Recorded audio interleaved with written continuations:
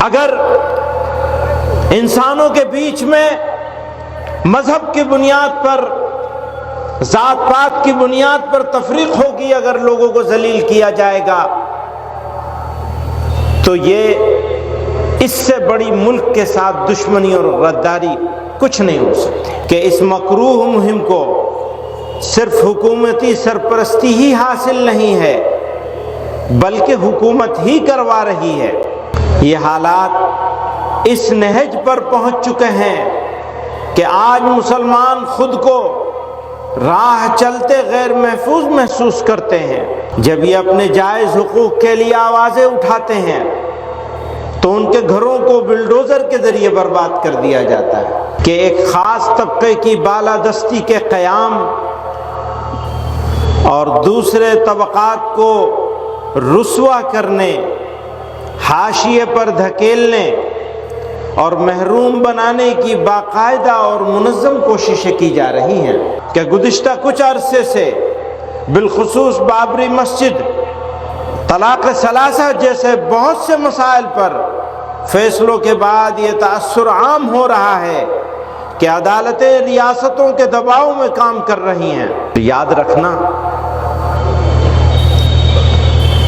یہ جو وقت ہے نا، یہ بدلتا ہے، ایک جیسا نہیں رہتا۔ آج اگر رات ہے، اندھیرا ہے، تو ہمیشہ نہیں رہے گا۔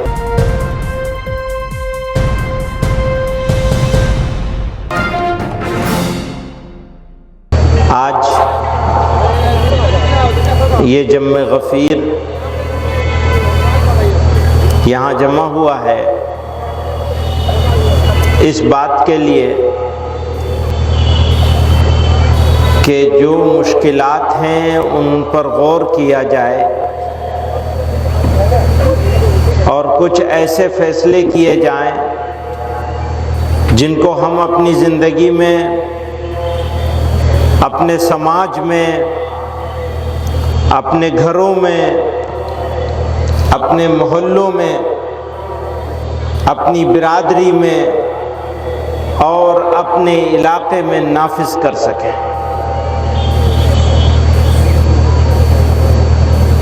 سوال تعداد کا نہیں ہے، سوال کمیت کا نہیں ہے، سوال کیفیت کا ہے۔ اگر کیفیت اللہ اور اس کے رسول صلی اللہ علیہ وسلم کے مرضی کے مطابق ہے یا مرضی کے مطابق کرنے کی کوشش کی جاتی ہے تو یقین جانیے حالات کے بدلنے میں، پلٹنے میں دیر نہیں لگے گی۔ دیری اس وجہ سے ہے کہ ہم نے اپنے آپ کو اندرونی طور پر، داخلی طور پر کمزور کر لیا ہے۔ ملک کی موجودہ صورتحال انتہائی حساس اور فکر انگیز ہے۔ افسوس کے ساتھ کہنا پڑتا ہے کہ ایک خاص طبقے کی بالادستی کے قیام اور دوسرے طبقات کو رسوا کرنے، حاشیے پر دھکیلنے اور محروم بنانے کی باقاعدہ اور منظم کوششیں کی جا رہی ہیں۔ قابل افسوس امر یہ ہے کہ اس مکروہ مہم کو صرف حکومتی سرپرستی ہی حاصل نہیں ہے بلکہ حکومت ہی کروا رہی ہے۔ خاص طور پر جب مسلمانوں کی بات آتی ہے تو انہیں قانونی طور پر بے بس، سماجی طور پر علیحدہ اور معاشی طور پر کمزور بنانے کی سازشیں عروج پر ہیں۔ ان کے مذہب، ان کی شناخت اور وجود کو غیر ضروری، یہاں تک کہ ناقابل برداشت بنا دیا گیا ہے۔ یہ حالات اس نہج پر پہنچ چکے ہیں کہ آج مسلمان خود کو راہ چلتے غیر محفوظ محسوس کرتے ہیں، انہیں قدم قدم پر حقارت اور نفرت کا سامنا ہے۔ جب یہ اپنے جائز حقوق کے لیے آوازیں اٹھاتے ہیں تو ان کے گھروں کو بلڈوزر کے ذریعے برباد کر دیا جاتا ہے۔ وطن عزیز میں مسلمانوں پر سرکاری سرپرستی میں جاری منافرت اور ظلم و ستم کی یہ لہر انہیں شدید مشکلات سے دوچار کر رہی ہے۔ اسی سرزمین کے ایک شاعر تھے، بڑے خوبصورت انداز میں اب سے بہت پہلے آج کے حالات پر روشنی ڈال گئے۔ غضب کی فتنہ سازی آئے ہے اس آفت جاں کو، غضب کی فتنہ سازی آئے ہے اس آفت جاں کو، شرارت خود کرے ہے اور ہمیں تہمت لگا دے ہے، شرارت خود کرے ہے اور ہمیں تہمت لگا دے ہے، میری بربادیوں کا ڈال کر الزام دنیا پر، وہ ظالم اپنے منہ پر ہاتھ رکھ کر مسکرا دے ہے، اب انسانوں کی بستی کا یہ عالم ہے کہ مت پوچھو، لگے ہے آگ ایک گھر میں تو ہم سایہ ہوا دے ہے، کلیجہ تھام کر سنتے ہیں لیکن سن ہی لیتے ہیں، میرے یاروں کو میرے غم کی تلخی بھی مزہ دے ہے۔ بزرگوں اور دوستوں، کسی بھی مہذب سماج کے لیے عدل و انصاف سب سے بڑا معیار ہے۔ عدل و انصاف کے بغیر بڑی سے بڑی ریاست، بڑے سے بڑا ملک باقی نہیں رہ سکتا۔ ملک میں امن و امان کا قیام اور جرائم سے پاک معاشرے کی تشکیل انصاف کے بغیر ممکن نہیں۔ لیکن افسوس کے ساتھ کہنا پڑ رہا ہے کہ گزشتہ کچھ عرصے سے بالخصوص بابری مسجد، طلاق ثلاثہ جیسے بہت سے مسائل پر فیصلوں کے بعد یہ تأثر عام ہو رہا ہے کہ عدالتیں ریاستوں کے دباؤ میں کام کر رہی ہیں، اقلیتوں کے آئینی حقوق اور دستور کے بعد بنیادی اصولوں کی تشریح کی ایسی مثالیں سامنے آئی ہیں جنہوں نے عدالتوں کے کردار پر سوالیہ نشان لگا دیا ہے۔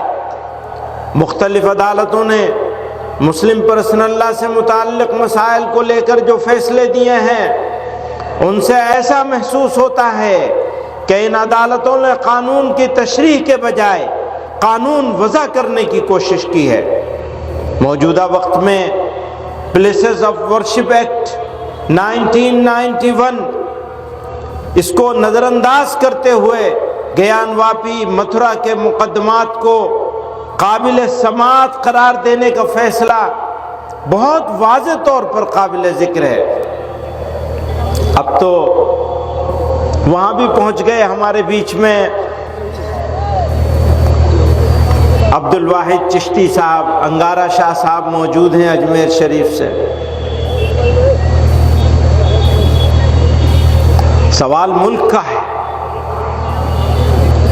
یہ ملک انصاف کے ساتھ، برابری کے ساتھ، برابر کے حقوق کے ساتھ، اقلیتوں اور اکثریت کی تفریق کے بغیر ملک باقی رہے گا تو باقی رہے گا۔ ملک کی ترقی ہوگی، خوشحالی ہوگی، سڑکیں بنائی جائیں، ایئرپورٹ بنائے جائیں، ٹرینیں چلائی جائیں، ترقی کے جو کام دنیا میں ہیں جن کا تعلق میٹیریل سے ہے وہ ضرور کیا جائے، لیکن جس کا تعلق انسانوں سے ہے اگر وہ نظر انداز ہو جائے گا تو یاد رکھنا یہ ملک کبھی ترقی نہیں کر سکے گا۔ پھر یہ انسانوں کا نہیں، جانوروں کا ملک ہوگا۔ اگر برابری نہیں ہوگی، اگر انصاف نہیں ہوگا، اگر انسانوں کے بیچ میں مذہب کی بنیاد پر، ذات پات کی بنیاد پر تفریق ہوگی، ہوگی اگر لوگوں کو ذلیل کیا جائے گا، تو یہ اس سے بڑی ملک کے ساتھ دشمنی اور غداری کچھ نہیں ہو سکتی۔ بزرگوں اور دوستوں، میں یہ کہنا چاہتا ہوں، ہمارے بیچ میں انگارہ شاہ صاحب موجود ہیں، تو یاد رکھنا یہ جو وقت ہے نا، یہ بدلتا ہے، ایک جیسا نہیں رہتا۔ آج اگر رات ہے، اندھیرا ہے، تو ہمیشہ نہیں رہے گا۔ صبح تو ہوگی ضرور، صبح تو ضرور ہوگی، ہمارا یقین ہے۔